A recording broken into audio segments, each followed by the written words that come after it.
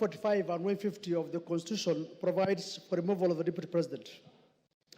Our standing order goes to great length on the same to explain the procedure for removal of the Deputy President, as stipulated under Standing Orders 64 and 65.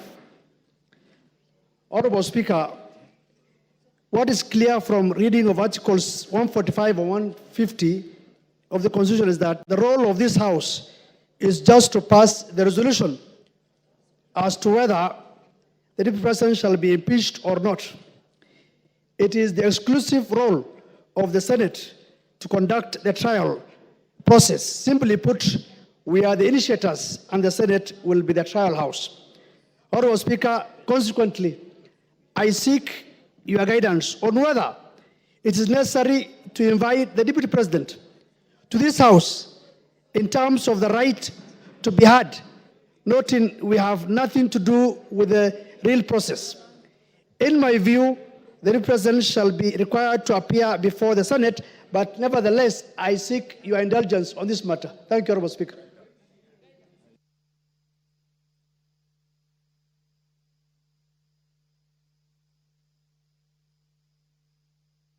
Honorable members,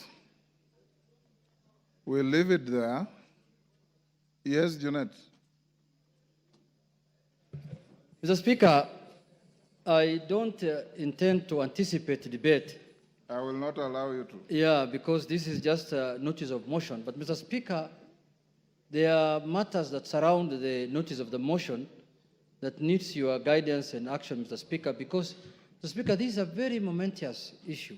Because, as you are aware, when this country gave itself the new constitution, Mr. Speaker, Kenyans were very happy.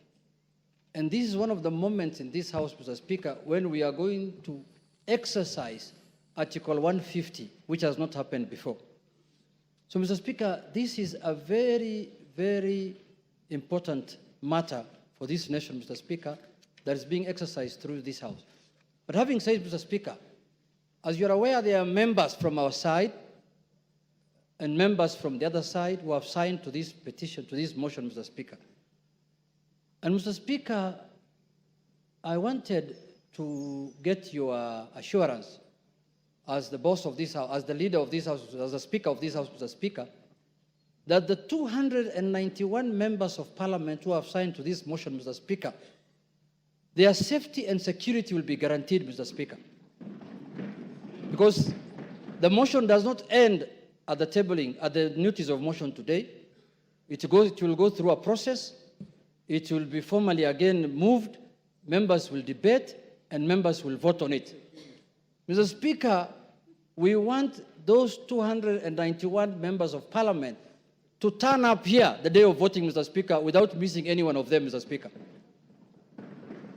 Mr. Speaker, we have just passed the new Inspector General of Police the other day here, Mr. Kanja. Not really. He must take responsibility as the Inspector General of Police, Mr. Speaker, to guarantee the safety, as the Inspector General of the country, Mr. Speaker, to guarantee the safety and the security of the 291 members. Mr. Speaker, you know this thing. What we are doing is not a small thing, Mr. Speaker. When Trump was being removed, was being impeached in the United States, Mr. Speaker, you know what he attempted to do. And what can happen here, you know, Mr. Speaker. And let us not fight, let us not begrudge anyone, because what the House is doing is constitutional, because the House is just exercising its mandate. It's not doing anything outside the Constitution. There is nothing unconstitutional that's happening in this House, Mr. Speaker. You can impeach a cabinet secretary, you can impeach a deputy president, you can impeach the president if you wish so. So, Mr. Speaker, this is an exercise that is given to us by the Constitution. So, Mr. Speaker, you've made your point. I have made my point, but I conclude by saying this, Mr. Speaker. That, Mr. Speaker, when we were elected, Mr. Speaker, as members of Parliament, we became the staff of the Parliamentary Service Commission. Each member here, Mr. Speaker, their employer, they are employees of the Parliamentary Service Commission, which you are the chairman, Mr. Speaker. So, Mr. Speaker, I have spoken on behalf of the members because when they were signing, that is what they told me.